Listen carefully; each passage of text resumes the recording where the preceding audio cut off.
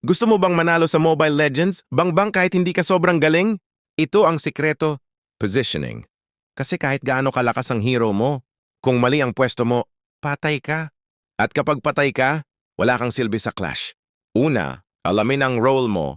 Kung marksman o mage ka, huwag kang nasa unahan. Stay ka sa likod. Hintayin mo mag-initiate ang tank. Kasi ikaw ang damage. Kailangan mong mabuhay.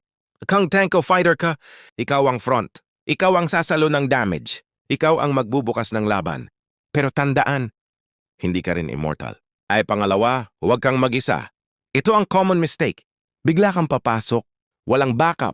Ending, free kill ka. Kaya lagi mong tanungin, inasan team ko? Pangatlo, huwag greedy sa kills. May low HP ka nakita? Gusto mo habulin? Stop. Tanungin mo muna, worth it ba? Baka bait lang to? Kasi madalas, trap yan. Pangapat, timing sa clash. Huwag ka papasok agad.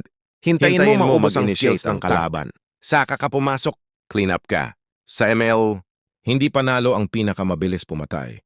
Panalo ang pinakahuling nabubuhay. Kaya ayusin mo positioning mo at makikita mo, mas madalas ka manalo. Ikaw, frontline ka ba lagi kahit marksman ka?